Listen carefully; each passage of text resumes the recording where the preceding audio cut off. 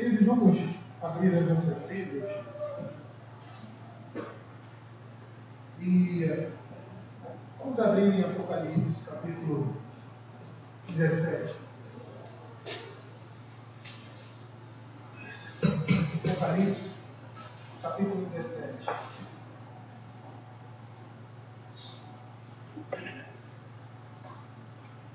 Semana passada nós começamos a exposição do livro de Apocalipse, no capítulo 17.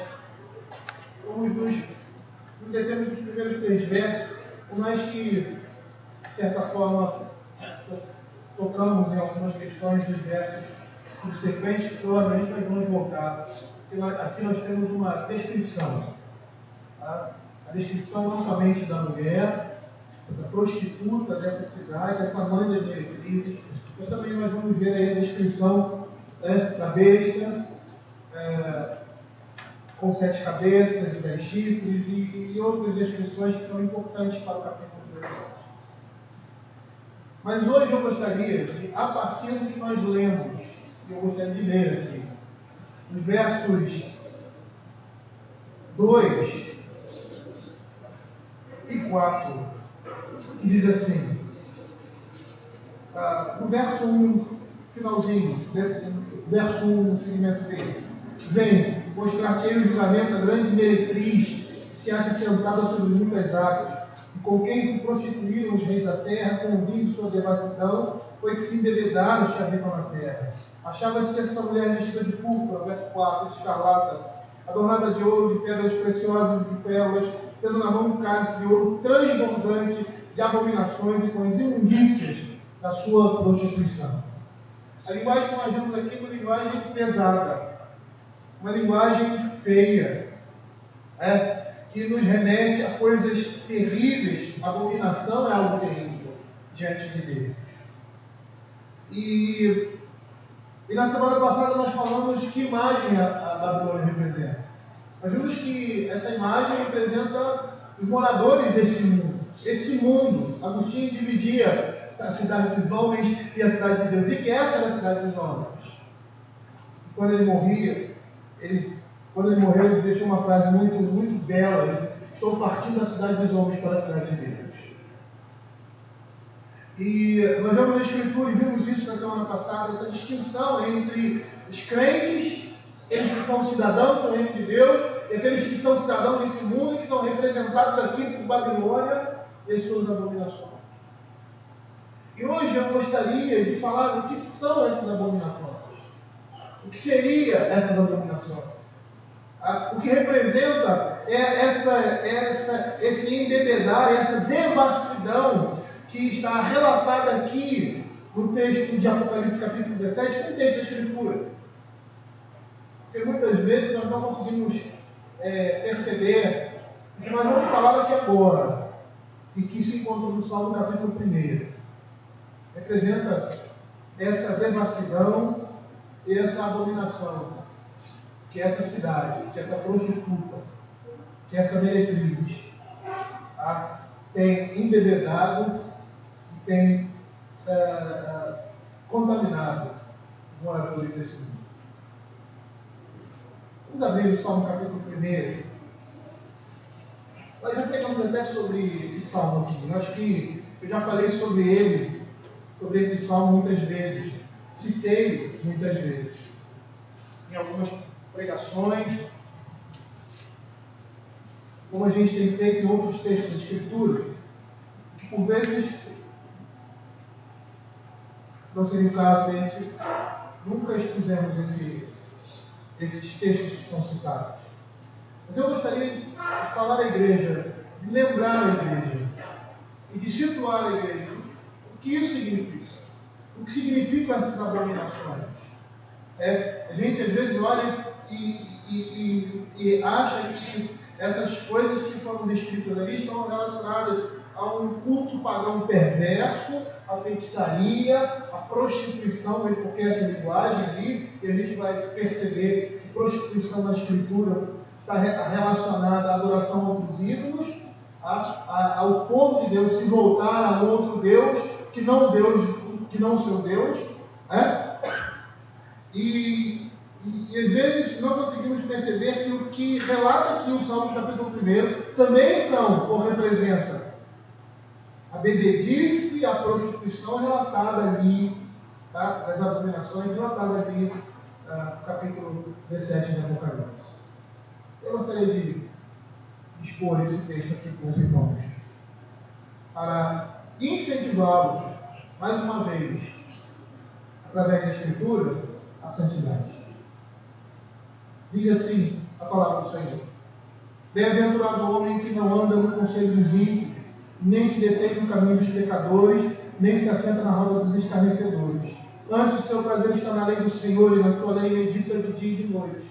Ele é como uma árvore plantada junto à corrente de águas, que no devido tempo dá o seu fruto, e cuja folhagem não murcha, e tudo quanto ele faz será bem sucedido. Os ímpios não são assim.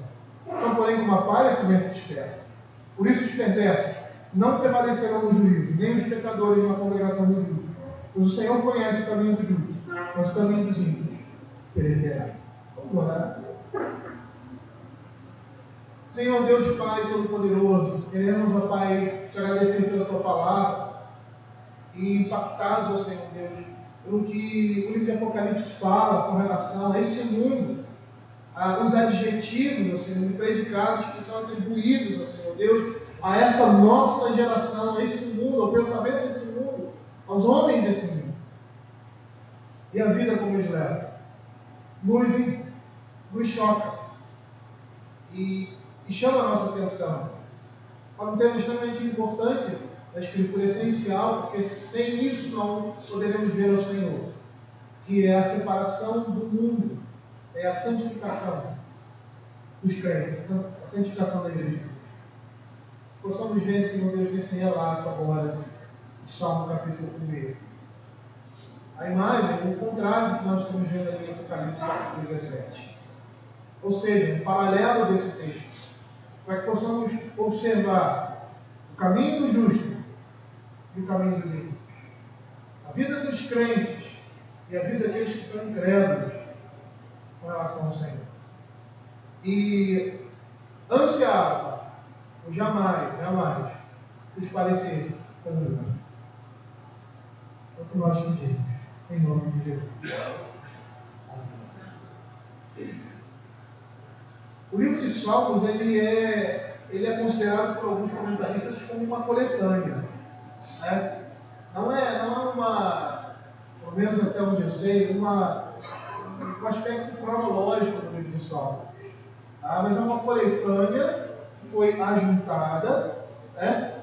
E parece que aqueles responsáveis por ajuntarem, colocarem o livro de Salmos nesse formato que nós temos aqui, ele colocou esse capítulo 1, esse texto aqui, como um título de um prefácio, um início.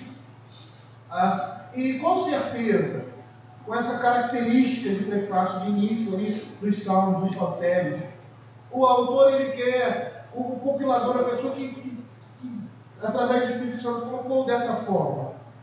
Ele queria inculcar a todos nós crentes e idosos dever a importância de meditar na lei de Deus. João Calvino, ao comentar esse salmo, ele vai dizer que viver bem, essa frase não sai da minha cabeça. Desde que estudei e fiz a leitura dos salmos a partir do comentário de João Calvino. Ele diz assim: viver bem é renunciar à companhia dos ímpios. Mesmo porque, diante do que nós estamos vendo aqui, seria impossível para alguém aplicar a sua mente a meditação na lei de Deus, se antes ela não recuar, não abandonar, não se afastar da sociedade dos ímpios, do pensamento do mundo. Se nós olharmos lá o capítulo 26 Salmos capítulo 26, dos versos 4 e 5, a palavra de Deus diz assim: não me tenho assentado com os homens falsos e com os dissimuladores, não me associo. Aborreço a astúcia de malfeitores e com os ímpios me assento. Lá no verso 11: quanto a mim, porém, ando na integridade, livra-me e tem compaixão de mim. Percebam que o salmista está demonstrando, entre outras coisas, que andar na integridade é não se assentar com homens falsos e com dissimuladores. é aborrecer o ímpio, aborrecer a seu grupo de malfeitores, com eles jamais se assentar. Ele atribui isso a uma vida de integridade, ou seja, de santidade. A santidade da vida do salmista dependia da falta de comunhão com os ímpios, ou melhor, a comunhão com Deus. E uma coisa está atrelada à outra.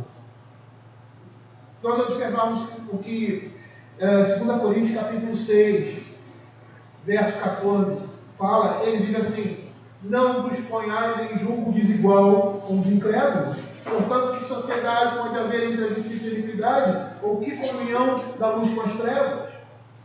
E, em geral, quando nós usamos esse texto, nós falamos sobre matrimônio, mas esse texto não fala especificamente sobre matrimônio, ele está falando de toda e qualquer associação entre o ímpio e o santo, entre o justo e o injusto.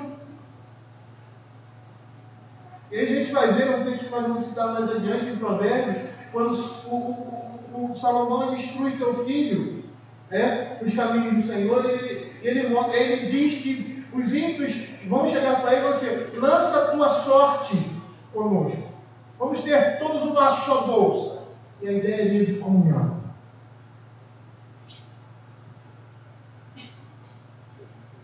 Esse tipo de comunhão não pode haver entre o crente e o descrente. E muitas vezes nós não sabemos mensurar esse tipo de coisa. Às vezes nós não sabemos fazer essa diferenciação. Porque nós vivemos no mundo. Somos vizinhos, colegas de trabalho. O que seria isso?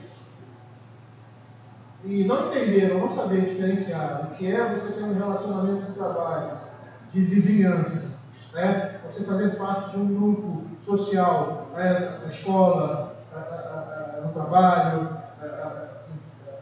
na vizinhança, ou até no clube que você possa frequentar, e não saber qual é a diferença entre estar em comunhão com o ímpio e influenciá-lo, porque geralmente quem influencia os ímpios não estão em comunhão com eles. Aqueles que são luz no mundo não estão em comunhão com o mundo. Às vezes não saber diferenciar isso é considerado uma armadilha muitas vezes para nós começarmos a compartilhar da vida no mundo. Mas nós vamos ver que o salmista ele vai apresentar, ou melhor, ele quer mostrar, em primeiro lugar, para nós, que não pode haver estreita ligação entre justos e injustos, entre ímpios e crentes. A segunda coisa que nós vamos ver aqui é que a felicidade, como nós falamos hoje de manhã, está atrelada, nossa felicidade está atrelada a uma vida de santidade. E abrindo parênteses aqui, a gente vai perceber que o mundo, como eu falei hoje de manhã, busca a felicidade. Mas como é que ele busca a felicidade? Ele busca a felicidade se envolvendo com o pecado, satisfazendo a sua própria carnalidade. E aí, nessa perspectiva, muitos ímpios querem receber as bênçãos de Deus, porque essas bênçãos são boas, mas não querem se submeter ao senhorio de Cristo em suas vidas. Não querem viver uma vida de obediência e serviço a Deus. E sempre que eu falo isso, gosto de mostrar um texto clássico da Escritura que se encontra em João, capítulo 6, verso 26, que foi quando o Senhor multiplicou os pães pela primeira vez. E aí ele saiu daquele lugar, foi para outro, e a multidão foi atrás dele. E a resposta dele para aquelas multidões que o estavam procurando foi a seguinte: respondeu Jesus: em verdade, eu vos digo, vós me procurais, não porque me ensinais, mas porque comeste dos pães dos fartais. E aí ele diz assim: vocês devem procurar comida que não perece e que é para a vida eterna. Mas eles não querem. Eles não querem. E é isso que esse salmo vai nos mostrar. Tá? Não há ligação, não há como ter ligação entre justos e ímpios. A nossa felicidade ela vai estar atrelada, o nosso bem-estar, a uma vida de santidade e de abandono contínuo do pecado. E por último, o que esse texto vai nos mostrar é que o crente, a partir disso, ele deve ter uma atitude de ruptura com o mundo. Então essas coisas que nós vamos perceber aqui nesse salmo. E por quê? Porque há uma total incompatibilidade da luz com as trevas. João capítulo 3, verso 19, Jesus reconhece isso. A Escritura fala, o julgamento é este, que a luz veio ao mundo e os homens amaram mais as trevas do que a luz, porque as suas obras eram más. Pois todo aquele que pratica o mal aborrece a luz e não se chega para a luz, a fim de não serem ardidas as suas obras. Essa é a lógica do mundo. Onde a luz se instala, ele se afasta. Não há compatibilidade. Não há como haver comunhão. E o próprio texto que nós citamos anteriormente, de 2 Coríntios capítulo 6, agora versos 15 e 16, diz assim: que harmonia entre Cristo e o maligno. Qual é a harmonia que existe entre eles? Não existe harmonia entre eles. Ou que união do crente com o incrédulo? Que ligação entre o santuário de Deus e o santuário dos ídolos? Qual é a ligação que existe? E provavelmente era essa visão ali que aqueles homens tinham, quando Paulo falou isso. Qual é a ligação que nós temos com esse lugar aqui, ó, que nós consideramos o santuário de Deus? Nós estamos aqui com um templo de Umbanda, com um templo desses cultos aí afro-brasileiros que já temos desprazer de ver. Qual é a ligação que nenhuma. É isso que nós estamos vendo aqui, porque nós somos santuário do Deus vivente. Como ele próprio disse, habitarei e andarei entre eles, serei o seu Deus, e eles serão o meu povo. Você acha que eu exagerei um pouco na minha figura? Mas os templos do tempo do apóstolo Paulo eram muito piores do que nós vemos ali. Os deuses, os incensos, as fumaças, e os prostitutos e prostitutas cultuais que se prostravam diante dos templos, em oferecimento aos deuses pagãos. Muito pior. É nessa perspectiva que a Escritura demonstra a realidade de harmonia. Não há harmonia. E é a partir daí que nós vamos expor esses versos.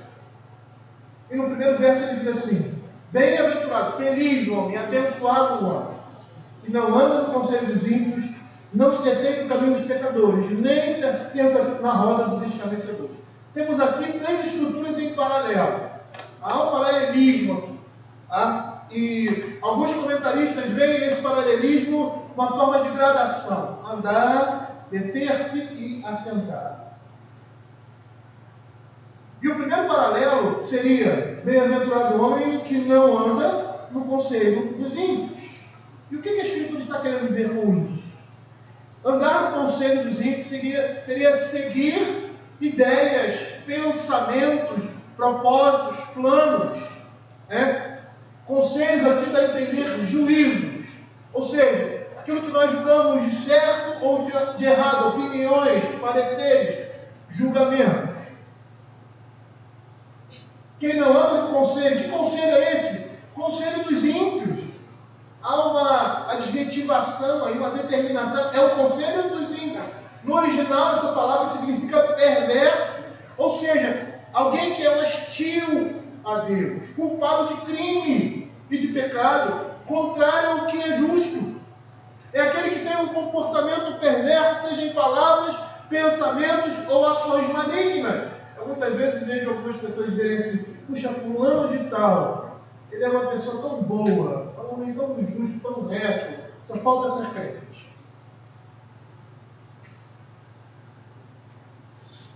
Isso é um profundo engano.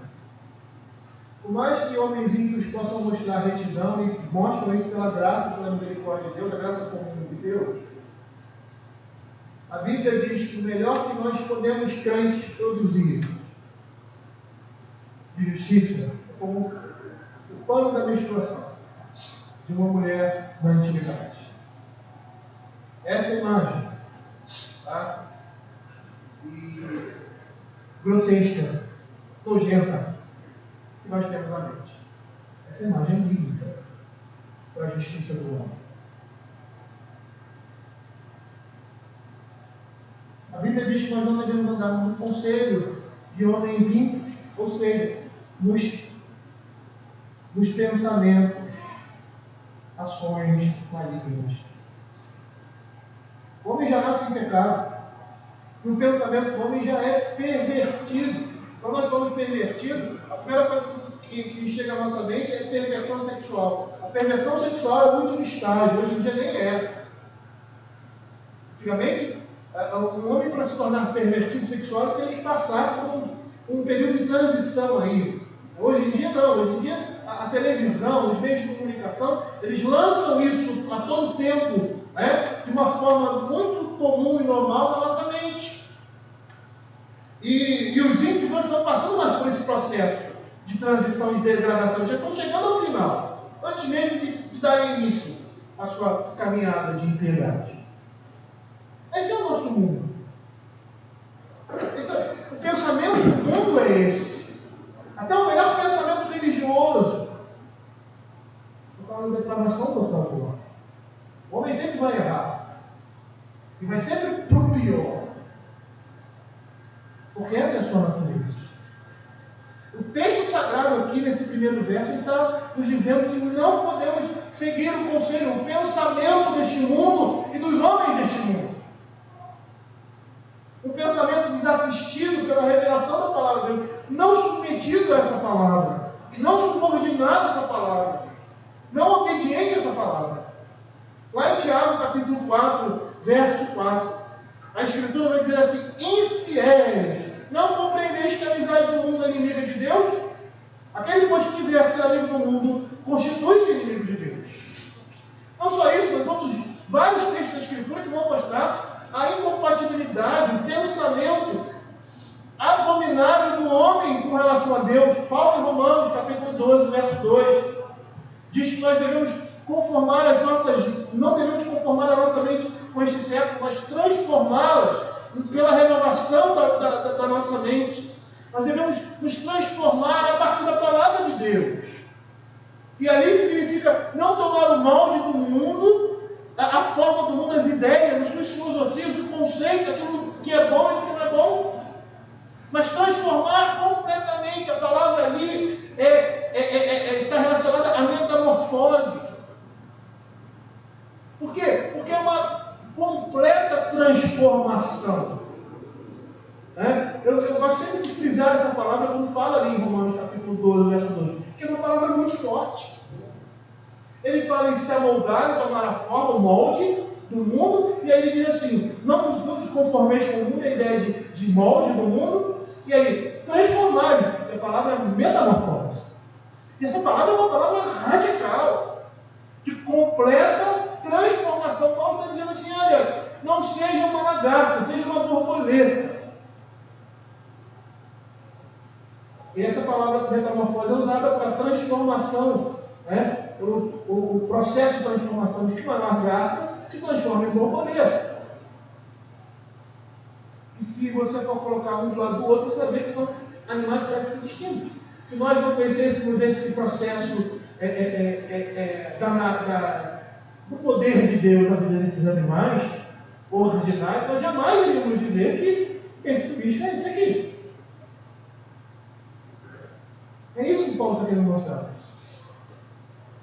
Num olhar, jamais poderemos ser confundidos com ele. Da mesma forma que uma borboleta não seria confundida com uma lagarta. Elas, na realidade, são o mesmo ser, mas em estágios diferentes da sua vida. Um antes da sua transformação, outro depois da sua transformação. Quando nós andamos nos moldes do pensamento do nosso século, tá? Nós não podemos ser abençoados. Ou seja, o contrário também é verdade. Quando nós não andamos aos moldes dos pensamentos desse mundo, nós somos abençoados. Bem-aventurado o homem que não anda. Somos abençoados em nossas realizações. É por isso que o texto mesmo do apóstolo Paulo, quando ele fala dessa transformação, ele diz: para que experimenteis, ou seja, a boa, agradável e perfeita vontade de Deus. Por quê? Porque se não for assim, isso não vai ser realidade. Porque o homem não vai ser feliz ao andar no conselho dos ímpios. E isso deve ser bastante significativo para nós. Por quê? Porque se nós queremos agradar o Senhor, nós queremos ter vida santa, nós queremos adentrar as portas do reino de Deus, nós precisamos amoldar a nossa vida, não ouvindo a palavra de Deus. Precisamos perceber que o mundo não tem respostas para nós. Em nada. Tá? O mundo para nós é um objeto científico daquilo que não se deve fazer. Nós devemos olhar o mundo dessa forma. Como não se deve fazer? Vamos olhar o mundo.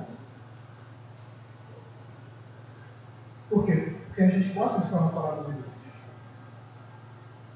Eu jamais vou poder ser abençoado na minha vida se as minhas ideias, se os meus pensamentos, se eu estou seguindo um conselho do mundo. Isso é muito significativo.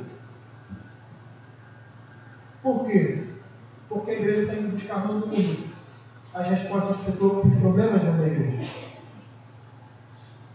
Não está indo buscar na palavra de Deus. Está olhando o que todo mundo está fazendo, sem olhar para a Escritura. E não é porque é igreja evangélica, é isso, é aquilo outro, que há uma chancela. Vamos ouvir sem refletir. Porque a igreja está fazendo, deu certo, está dando certo. Isso, as pessoas estão sendo edificadas, as pessoas estão sendo convertidas. Será que estão? Será que a maneira como essas pessoas estão andando representa a vontade de Deus só porque estão crescendo, só porque estão dizendo que estão sendo abençoados?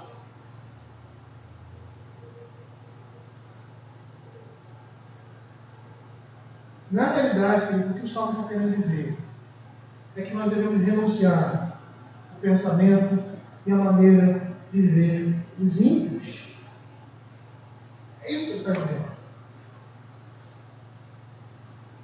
Israel pagou muito caro por isso. Israel paga caro por causa da sua associação com os incrédulos. Temos ali na Escritura várias advertências divinas quanto a isso. Eu gostaria que os irmãos abrissem pelo menos algumas delas em Êxodo, capítulo 34. Êxodo, capítulo 34. Verso de 12 a 15.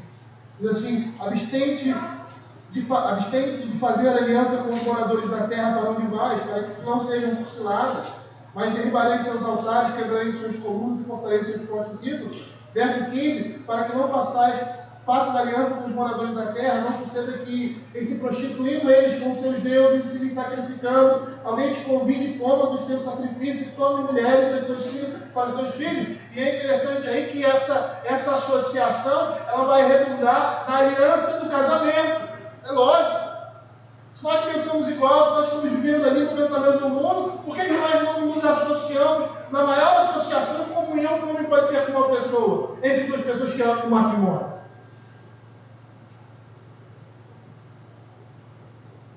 Abra o Êxodo capítulo 23. Êxodo capítulo 23, verso 33. Olha o que ele diz. Olha o verso 31. Porém, os teus limites desde o mar vermelho até o mar dos filisteus, desde o deserto até o Eufrates, porque darei nas tuas mãos os moradores da terra, para que o lances diante de ti. Não farás aliança nenhuma com eles, nem com os teus deuses. Eles não habitarão na tua terra, para que não façam pecar contra mim, e se servirem aos seus deuses. Isso te será por cilada. Percebam que ali no momento de Israel se torna como nação, está se formando como nação, e o Senhor está dizendo: olha, se separem desses povos, não permitem que eles adentrem as portas de vocês. Nós não podemos sair do mundo e viver como monges. Essa não é a proposta do Evangelho. Não é isso que o texto está dizendo.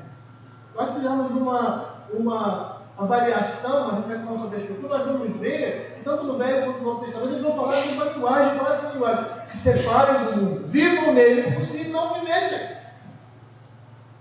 Não andem da forma como o mundo anda, não pensem como o mundo pensa. Renovem as suas mentes aonde? Na palavra de Deus.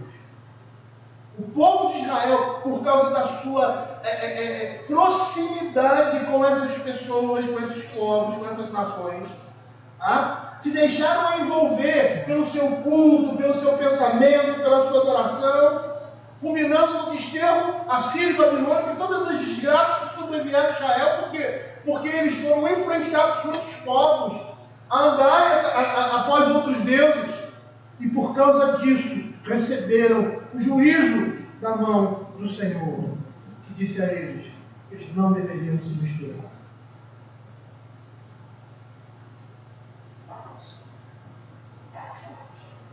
O povo de Israel seguiu o caminho dessas nações e se esqueceram do Senhor. É isso, todas as vezes que nós estamos nesse mundo, nos deixamos levar pelas ideias desse mundo. Queremos viver no meio dos conselhos desse mundo. Queremos nos aconselhar no pensamento dos especialistas, dos sábios desse mundo, e não na palavra de Deus. Mas ele continua dizendo que bem-aventurado, já que nós estamos numa gradação, bem-aventurado o homem que não anda no conselho dos ímpios, e agora não se detém no caminho dos pecadores.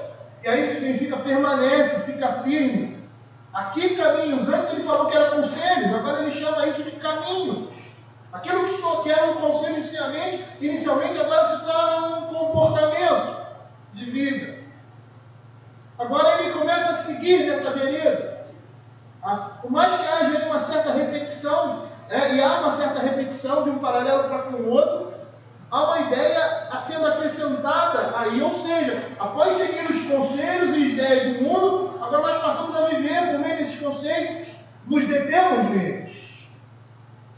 E como a gente tem falado sobre família muito, sobre esse tema, como nós, como igreja, estamos tendo a mentalidade do mundo com relação à família.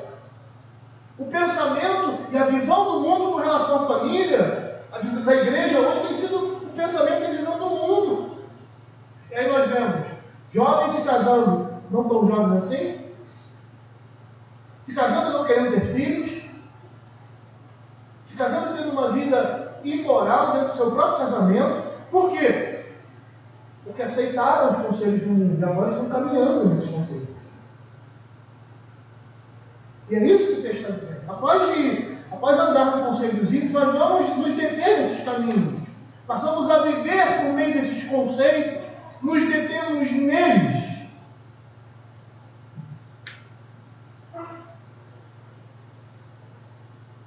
E eles passam a ser verdades absolutas que seguimos. E é interessante que conselhos e ideias são frutos de uma experiência de vida, coisa que nós achamos corretas.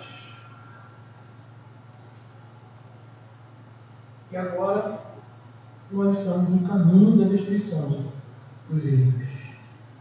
Ou seja, temos o mesmo comportamento, temos as mesmas ações, temos o mesmo parecer. Qual é o conceito de namoro na Bíblia? Qual a perspectiva de namoro na Escritura? É completamente diferente do mundo. Qual é o conceito de casamento? Hoje a Simone está muito chamando a atenção para as festas de casamento. Nós vamos ter aqui na igreja as festas. Eu gostaria de conversar, marcar um tempo com os casais da igreja, nós conversamos sobre isso. Ela mostrou uma foto de um casal conhecido nosso, pelo menos aquela vez que eles são crentes. Filho de um pastor. A esposa puxando ele pela gravata, ele deitado no chão, arrastado com ela, como se tivesse, peguei, consegui pescar. Se nós olharmos qual é a imagem do casamento na Escritura, qual é a imagem do casamento na Escritura? O relacionamento de Cristo com a igreja. A gente vai ver que nós somos crentes, não podemos tomar uma postura como essa. Porque a nossa visão de casamento é bíblica. Eu não posso posso realmente tratar. Eu acho que o casamento não seja um sacramento, não é. Né? Para o que ele significa a ponta, eu tenho que ter uma outra perspectiva com relação a ele. Mas por que nós pensamos assim? Por que hoje, nas nossas igrejas, como eu falei hoje de manhã, quando você entra dentro de uma igreja, você vê um palco, instrumentos, né?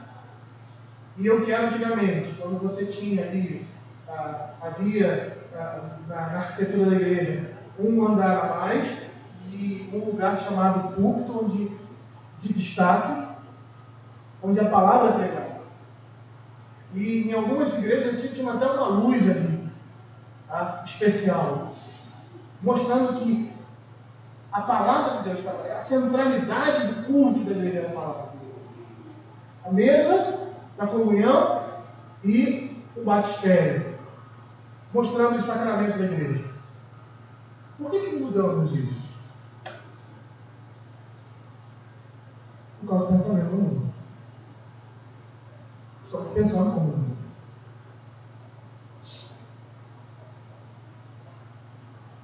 É o que o texto diz.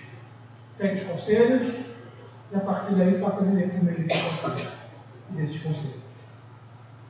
Nós não podemos ter o mesmo comportamento dos pecadores, as mesmas ideias dos ímpios. Olha o que diz Efésios capítulo 5, abram aí, versos de 7 a 11.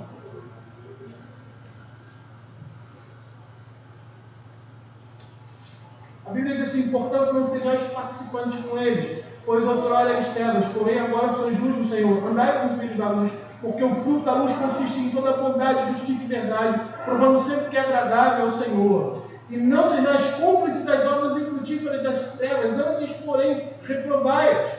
A cada dia que nós vemos, a cada dia que o mundo passa, que o dia vai passando, né, os conceitos do mundo se distanciam cada dia mais dos preceitos divinos. No que concerne a tudo: a sexualidade, amor, honestidade, amizade, justiça, moral, religião, sociedade.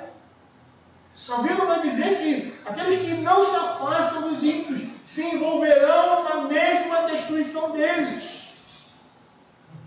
E quando nós olhamos aqui a palavra no original, pecadores no original é chata, que significa pecador quanto mais, aquele que é sujeito ao castigo por causa de suas obras.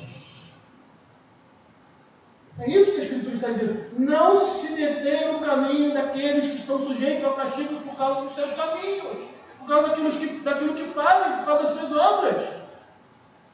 E nós vamos perceber que a Escritura vai nos mostrar em várias passagens, em várias delas, que o Senhor, em primeiro lugar, é justíssimo, como nós lemos aqui no texto da nossa liturgia, e Ele retribui cada um segundo as suas obras. Então Ele vai retribuir aqueles que andam no caminho dos pecadores, Ele vai retribuir esses pecadores, esses chatas.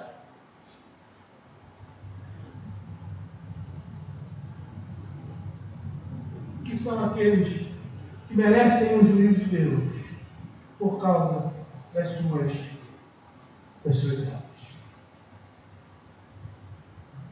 Jó, verso 34, verso 11, ele diz assim: pois retribui ao homem segundo as suas obras, e faz que a cada um toque segundo o seu caminho. Em Salmo 62, verso 12, ele diz assim: e a ti, Senhor, pertence a graça, pois a cada um retribui segundo as suas obras. E o último texto, dentre vários que eu coloquei aqui, mas não vou citá-los, de Apocalipse capítulo 22, verso 12. Eis que veio sem memória. Comigo está o galardão que tenho para retribuir segundo as suas obras. Agora esse texto aqui é interessante. Abra aí. Não que os outros não sejam, mas esse aqui é bem emblemático. Abra aí. Apocalipse 22, 12. Olha o que diz os versos anteriores. O verso 12 é a continuação dos versos anteriores, do que se diz no verso 11. Continue injusto fazendo injustiça, continue imundo sendo imundo, O justo continue na prática da justiça, e os santos continuem a santificar-se. Por quê? Porque eis que vem sem demora. Comigo está o galardão que tenho para retribuir cada um segundo as suas obras. O Senhor retribui a justiça do homem. Por isso que o justo vai continuar fazendo justiça e o ímpio vai continuar fazendo piedade. Porque é dessa forma que as coisas acontecem. E o Senhor vai retribuir tanto um quanto o outro. O justo na sua justiça e o ímpio na sua impiedade. Mas nesse paralelo que nós temos 3 elementos, eu acho que essa repetição ela é enfática. Né? E a questão aqui é enfatizar o não. Tá? Nós temos um verso para aquilo que nós não devemos fazer para sermos felizes, abençoados por Deus. Tá? Então ele está querendo mostrar isso, que não podemos nos envolver com a vida dos ímpios. Não podemos ter os pensamentos, não podemos copiar o seu estilo de vida, porque nós não seremos felizes. E nós vamos ver aqui que há uma promessa de longevidade, ou melhor, de duração. Eu tenho uma palavra melhor para isso. Vou lembrar. Temos uma promessa aqui. E aí no terceiro paralelo ele diz assim: nem se assentam. Bem-aventurado o homem que não anda no conselho dos ímpios, não se detém no caminho dos pecadores, nem se assenta na roda dos escarnecedores. Agora os que andam no conselho do mundo permanecem nos seus caminhos, consequentemente terão comunhão com eles. A palavra aqui no original tem a ideia de habitar, morar, permanecer, ou seja, aquele que continua no caminho dos ímpios, ele faz desse caminho a sua morada. Ele estabelece esse caminho como seu.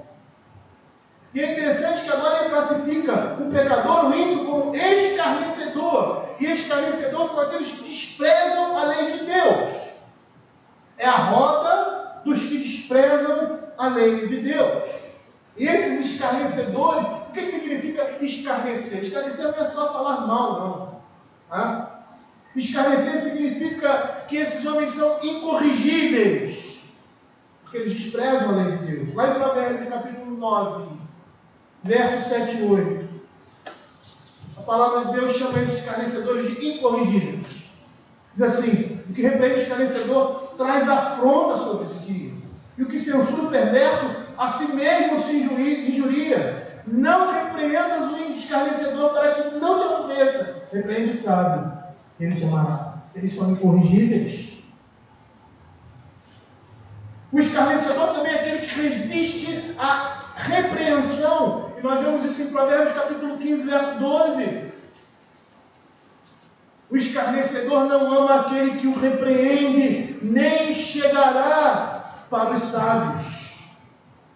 O escarnecedor também são arrogantes e orgulhosos.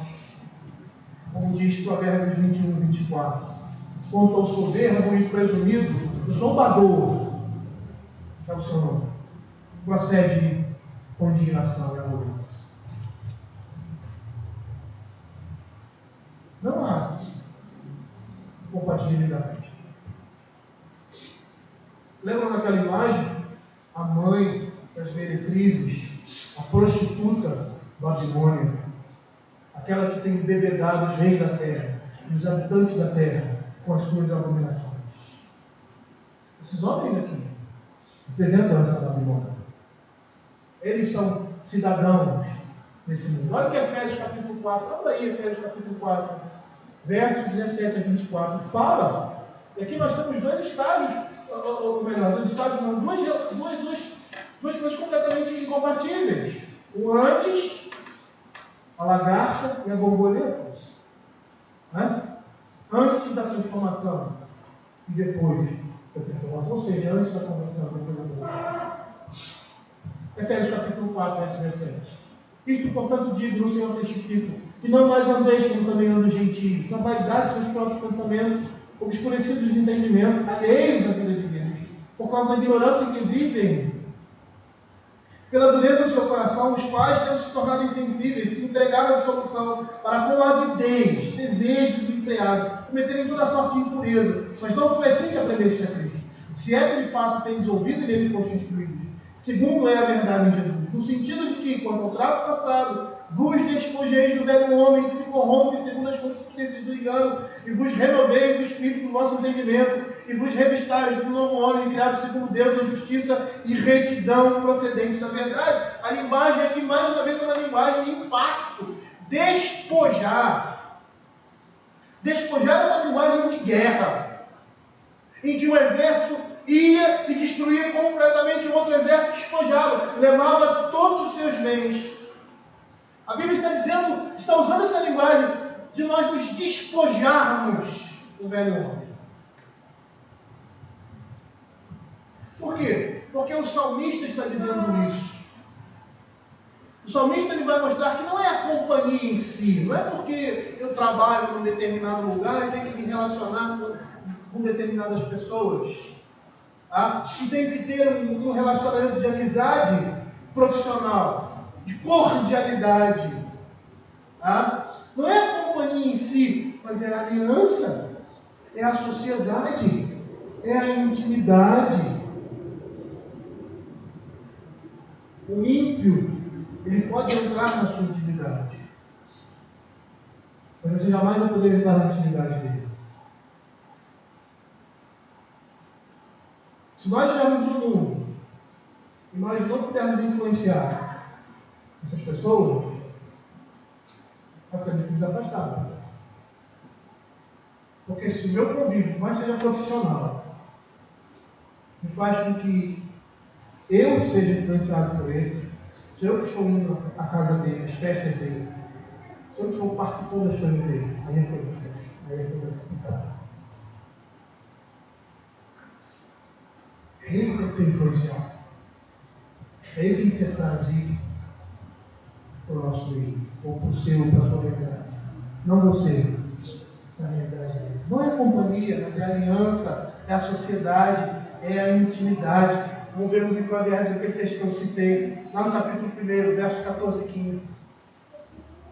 Lança a tua sorte entre nós. Fica aqui entre nós, compartilha conosco. Teremos uma só bolsa. Teremos comunhão. Filho meu, não te ponhas a caminho com eles. Guarda das suas veredas os teus pés. Olha o que diz lá em 2 Coríntios. Abram aí 2 Coríntios. Capítulo 6. 2 Coríntios. Capítulo 6.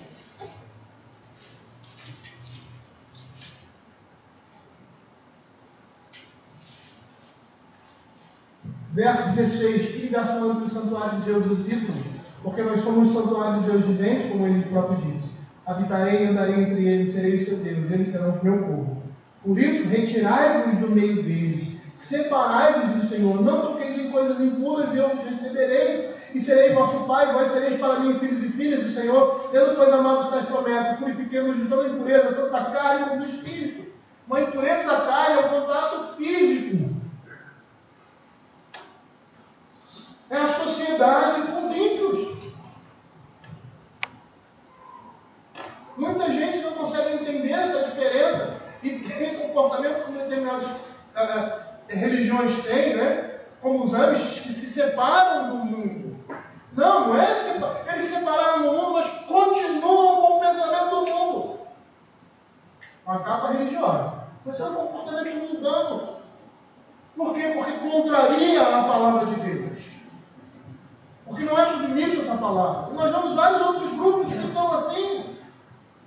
Não é saindo de um lugar para o outro, se afastando do convívio do mundo, do viver no mundo, sendo um ermitão ou um mosteiro, que nós vamos estar fugindo dessas coisas, porque essas coisas também estão dentro de nós. Mas nós estamos no mundo como se nós não fizéssemos parte dele. É nós vivemos no mundo estrangeiros e peregrinos.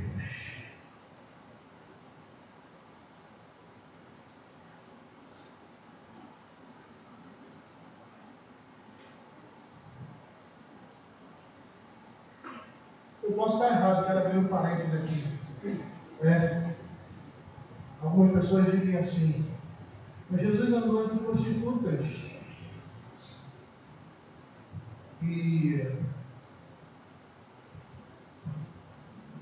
Mas essa era uma acusação dos hipócritas. Por quê? Porque as prostitutas e os pares da sociedade iam buscá-lo. E ele, ao contrário do que aqueles homens da época diziam que para esses homens não existia salvação, eles recebiam e sempre dizia: vá e não peque mais.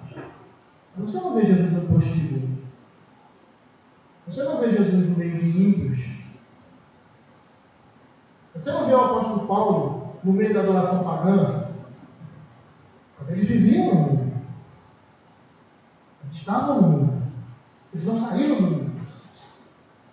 Da maneira como eles viviam, como se eles não estivessem ali.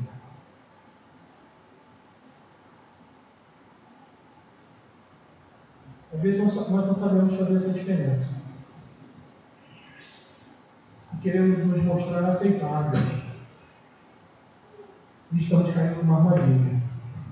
Porque muitas vezes nós somos enredados por armadilha de Satanás nesse sentido.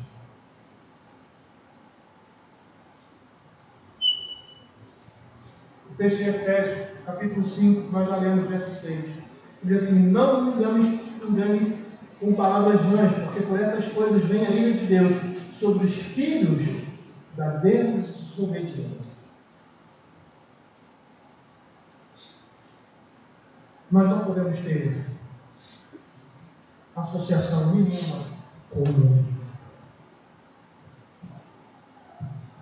Nós não podemos sair do mundo. O Senhor nos colocou aqui para vivermos nesse mundo, para sermos luz do mundo, não sermos ofuscados pelas trevas do mundo, mas para vivermos no mundo como a palavra de Deus diz.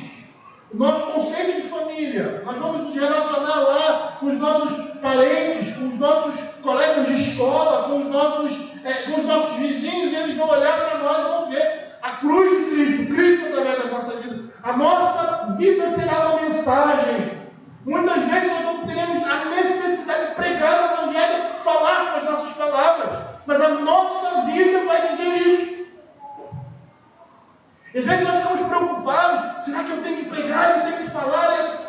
E existe da nossa parte uma certa timidez, mas nós precisamos perder essa timidez quando for necessário, quando surgir uma questão em que você tem que falar e ali mostrar o Evangelho da graça de Deus.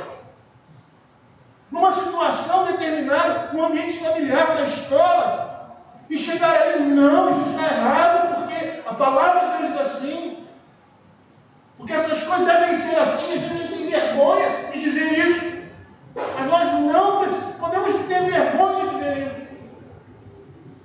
porque a palavra de Deus é verdade, e é a única verdade.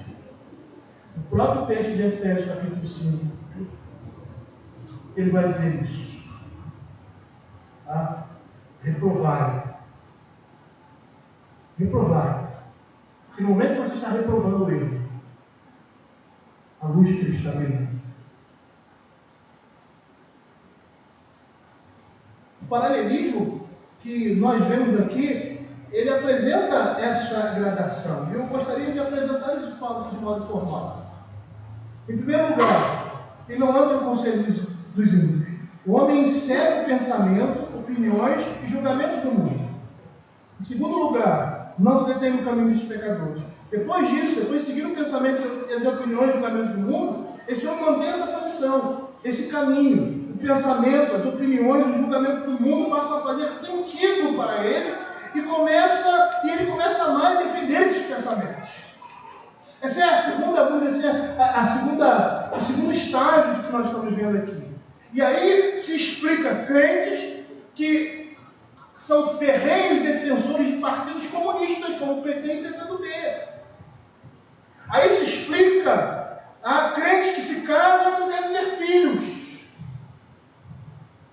Crentes que rejeitam a submissão feminina. Crentes que vivem a sexualidade do mundo. Vivem uma religião de obras, defendem a homossexualidade. Por que isso?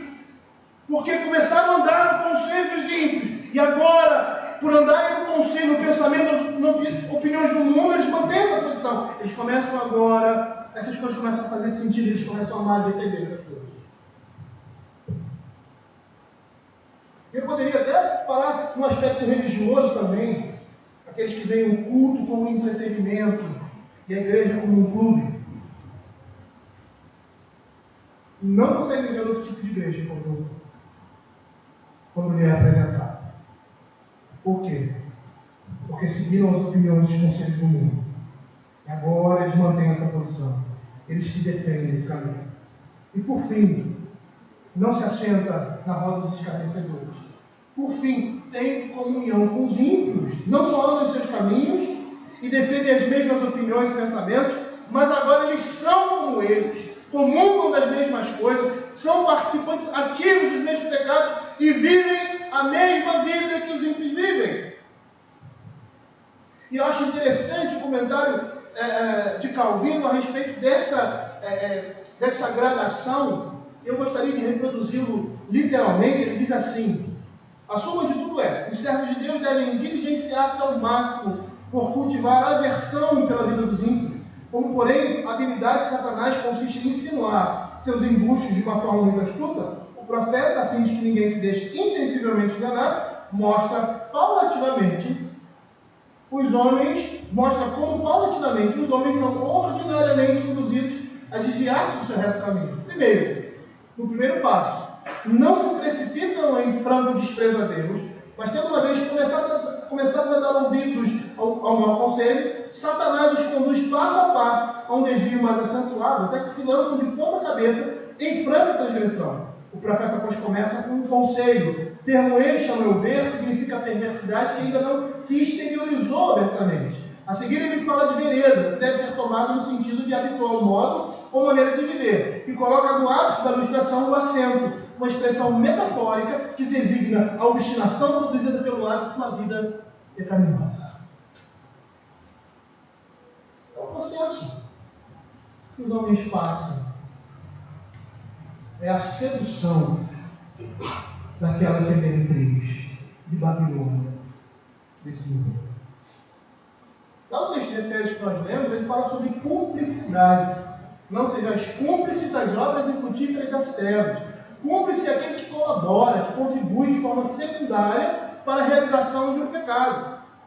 Por isso mesmo, a gente vê no próprio texto o escritor Paulo falando para reprovarmos as obras infrutíferas das trevas, porque ao reprovarmos essas obras, ao mostrarmos que a palavra de Deus fala, a cruz de Cristo está brilhando.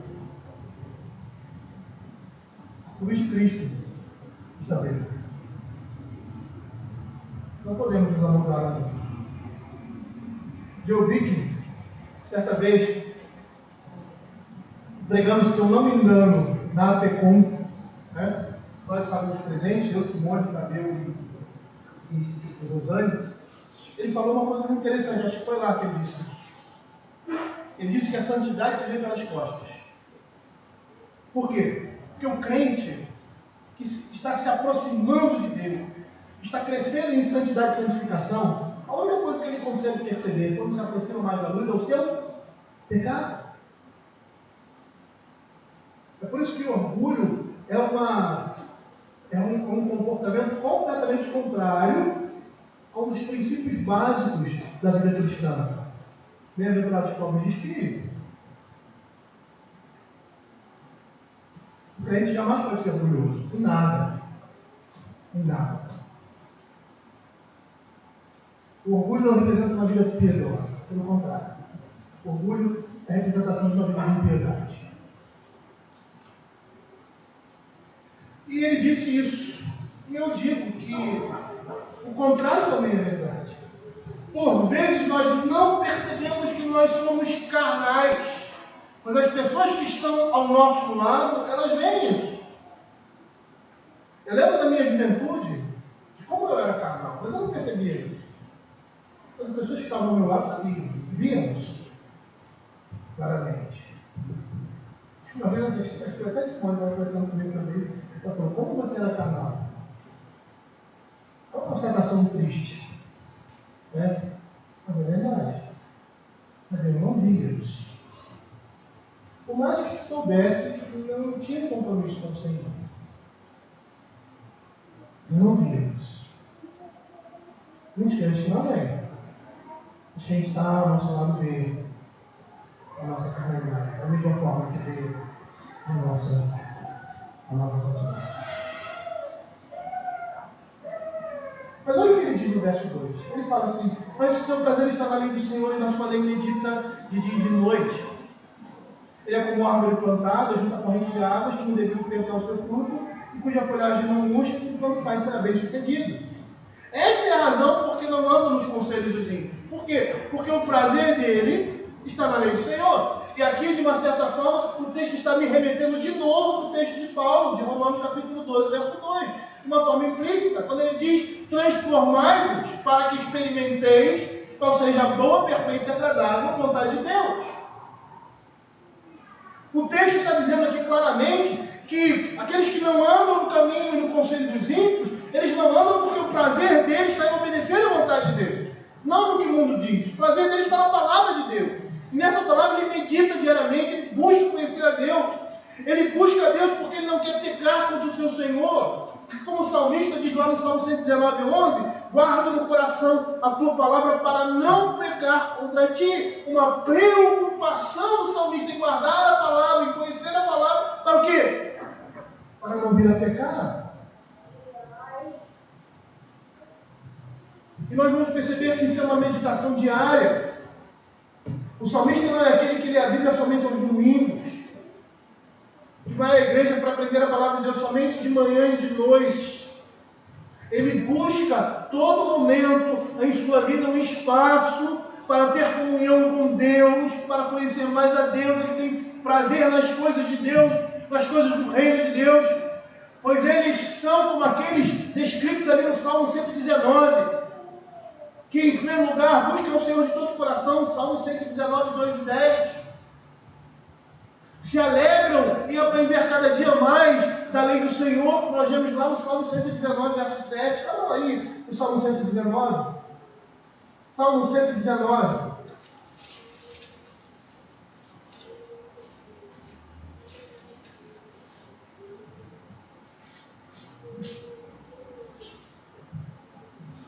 Se alegram e se regozijam com as verdades e ordenamentos bíblicos, apesar de até anteriormente andar errado, como nós vemos ali no Salmo 119, 14, quando diz: mais me regozijo com o caminho dos seus testemunhos, com todas as riquezas. Ou quando ele diz lá no 67, antes de ser afligido, andado errado, mas agora guardo a sua palavra. Esses são aqueles que têm prazer nos decretos divinos e guardam a palavra de Deus. Salmo 119, 16. Terei prazer nos teus decretos, não esquecerei da tua palavra. O mesmo salmista escreve lá no Salmo 42, verso 1 e 2: como suspira a corça pela corrente das águas, assim por ti, ó Deus, suspira a minha alma. A minha alma tem sede de Deus, Deus diz: quando irei e me verei perante a face de Deus. O desejo do salmista é um desejo de um animal que busca incessantemente as fontes de água, porque sabe que nelas está não só a continuidade, mas uma preservação da sua vida. A gente precisa perceber, queridos, que o texto da Escritura vai nos mostrar isso. Que o crente ele só tem sucesso nesse mundo quando ele anda nos caminhos do Senhor e faz a sua vontade. O que ocorre é que muitas vezes temos mais prazer nas coisas do mundo e na carne do que na lei de Deus. E nós devemos orar incessantemente para que tenhamos prazer na lei de Deus mais do que qualquer coisa em nossa vida. E aqui nos versos seguintes nós estamos vendo duas figuras decorrentes do meditar na lei de Deus, do Senhor, e vão andar no caminho dos pecadores. E aí nós vamos ver um aspecto de continuidade e de curta duração. Continuidade para aqueles que meditam e andam na lei do Senhor, e curta duração para aqueles que andam no caminho com os ímpios. Porque a imagem de uma árvore plantada junto de correntes de ribeiros de água. E uma árvore plantada junto de correntes de água, ela é uma árvore que produz, que não seca, que sempre, em todo momento, está produzindo seus frutos. Ela tem sucesso. Ela tem sucesso porque faz a vontade de Deus. É isso que ele diz. E tudo quanto ele faz será bem sucedido. E lá no verso final nós vamos perceber que essa vida do justo está relacionada à sua continuidade. Porque os perversos não prevalecerão. Curta duração na congregação dos justos. A árvore que dá frutos, uma árvore que não murcha, porque está sendo sempre alimentada pela corrente das águas. Paralelamente ao ímpio comparado com a palha que o vento leva. Curta duração. Antigamente, quando se queria separar a palha do trigo, né? Então as pessoas pegavam e levantavam, jogavam. Essa era a maneira antiga. E o vento levava a palha embora e aquilo que era mais pesado caía pelo trigo. Essa é a imagem do ímpio. Uma palha que vai ser queimada. Uma árvore que produz fruto e que tem longa vida. O que prosperam os ímpios? Os ímpios estão ajuntando nesse mundo juízo sobre si. Por mais que a gente veja os ímpios prosperarem financeiramente ou socialmente, eles estão acumulando juízo para o dia da ira do Senhor. Não há como ter paz. Não há como essas coisas darem satisfação, regozijo ao coração dos homens. O pecado não faz isso. Por mais que a aparência de felicidade eles possam ter em seus olhos, isso é momentâneo. Porque a juventude, o vigor, os efeitos do pecado, eles vão aparecer. A juventude e o vigor vão desaparecer.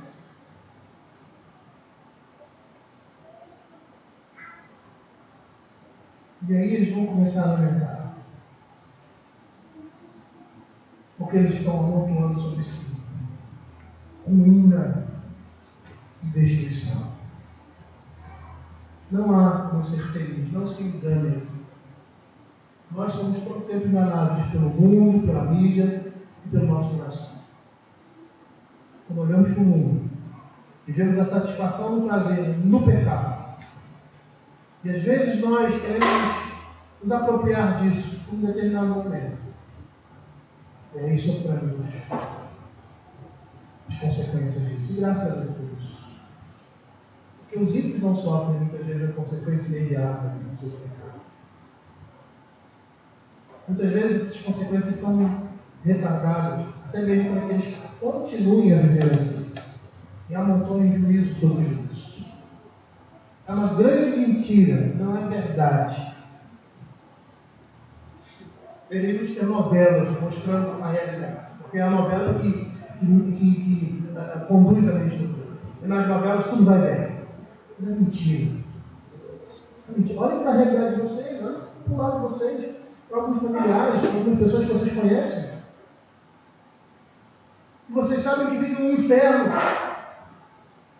Vocês sabem que vivem já o inferno na terra, porque não tem Deus. E o pior, não querem ter. E nós queremos muitas vezes ser como eles. Porque os nossos olhos estão contemplando aquilo que é humano somente. E estamos vendo sucesso, porque as pessoas estão roubando, porque o governo está roubando, então você é desonesto também.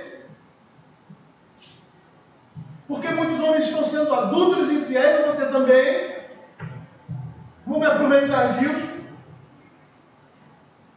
Porque muitas também, porque eles não estão recebendo sobre si, pelas minhas vistas, o justo juízo de Deus. E nós, todo o tempo, somos seduzidos a viver com eles e a agir com eles, porque aos nossos olhos parece que tudo vai bem, mas não vai. E pode ser que eles não estejam com problema de saúde, nem com problema de dinheiro. E para nós, bênção de Deus é isso, né? É dinheiro e saúde. Mesquinhos nós somos, vamos pensar assim. Mas os seus corações estão distantes do Senhor. Eles não estão gozando da paz, da satisfação de saber que são os filhos de Deus. Eles não estão gozando de uma consciência tranquila diante deles e diante do mundo. No verso 5, a palavra de Deus fala do final desse nome. Desprezam ao Senhor os seus mandamentos. Os perversos não prevalecerão. E a ideia é de ficar de pé. Né? A ideia de ficar de pé é de integridade, de vitória. Né? Essa é a ideia. Tá? Estar de pé. Eles não prevalecerão, eles não ficarão de pé. Eles serão exterminados no dia de juízo, diante do tribunal divino. E é isso que a Bíblia fala. O apóstolo Paulo fala isso em 2 Coríntios capítulo 5, verso 10. Porque importa que todos nós compareçamos perante o tribunal de Cristo, para que cada um receba, segundo o bem ou mal que tiver feito por ele do corpo. E no último verso aqui fica claro que essa sentença é verdadeira, porque o caminho do homem justo é aprovado por Deus. Ele diz assim: pois o Senhor conhece o caminho dos justos, mas o caminho dos ímpios perecerá. E o que significaria conhecer? O que significa conhecer? Essa expressão conhecer, na Bíblia, ela tem muitos significados. E o significado disso aqui poderia ser traduzido por outro verso, que se encontra em Efésios capítulo 2, 10. É isso que significa conhecer. É esse conhecimento aqui que o salmista está dizendo, que nós estamos vendo em Efésios capítulo 2, verso 10. Pois somos feitura deles, criados em Cristo Jesus, para boas obras, as quais Deus preparou de antemão para que andássemos nela. Esse conhecimento de Deus aqui, que Deus fala, que conhece o caminho do justo, é esse. É aquele que prepara diante de Deus as boas obras, o caminho que nós devemos andar. É isso que significa esse conhecimento. Enquanto que o caminho do ímpio leva à destruição e morte.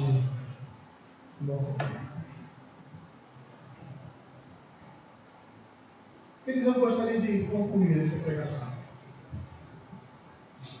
O que o salmista quer nos dizer? Em primeiro lugar, ele quer nos alertar dos perigos que é viver nesse mundo. Ele quer mostrar para nós. Ele quer que o Espírito Santo quer que nós percebamos que o Evangelho é contrário e diferente a tudo que nós vemos nesse mundo. E que nós temos a necessidade de meditar nele, transformar a nossa mente pela verdade da palavra de Deus.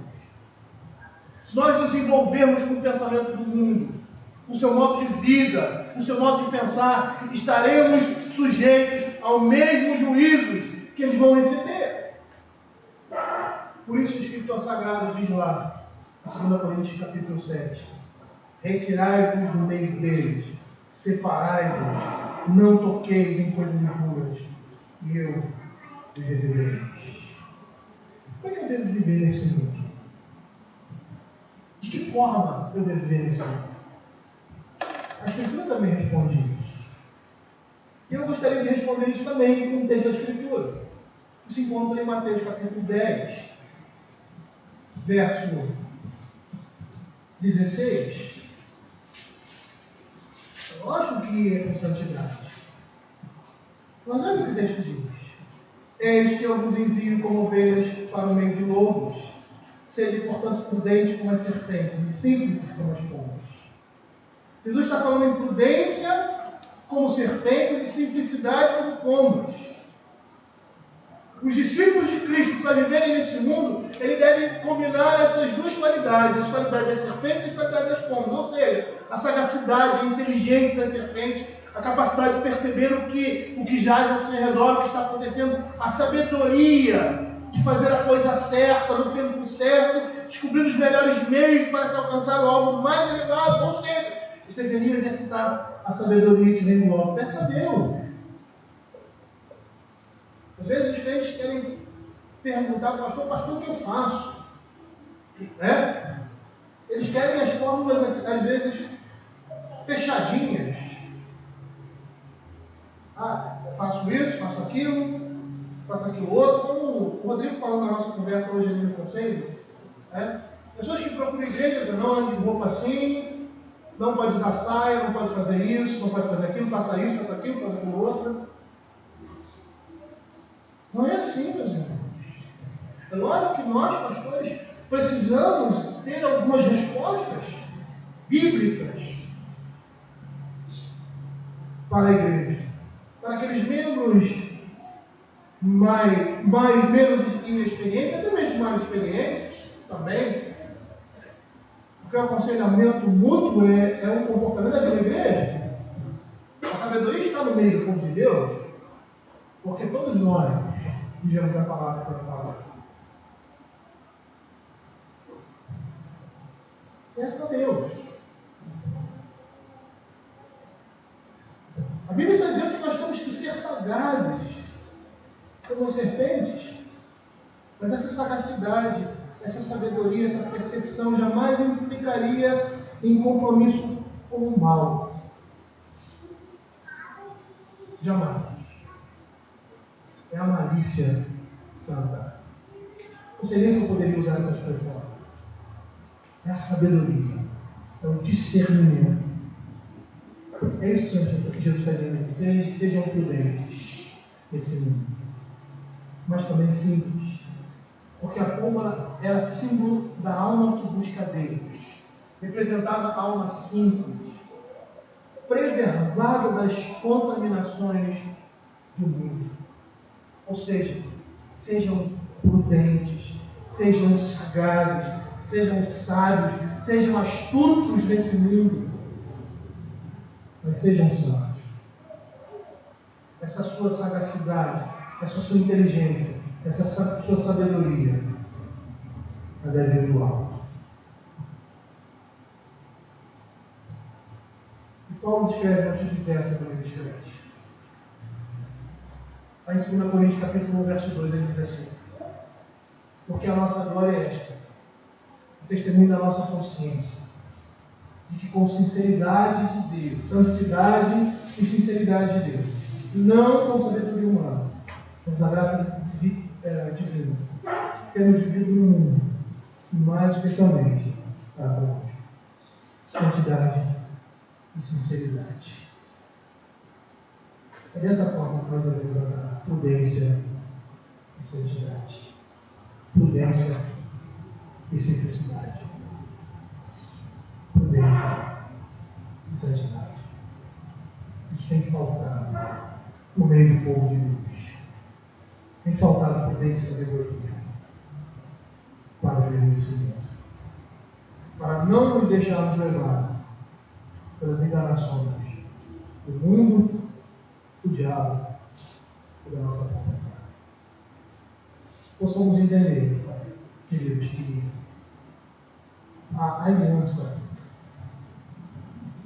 com essas coisas é a aliança com aquela prostituta, com aquela que embebeda os homens e os habitantes da terra com seus pecados, com sua malícia, com seu dor. Babilônia, a mãe das meretrizes, a grande cidade, que vai ser destruída, vai ser completamente dizimada.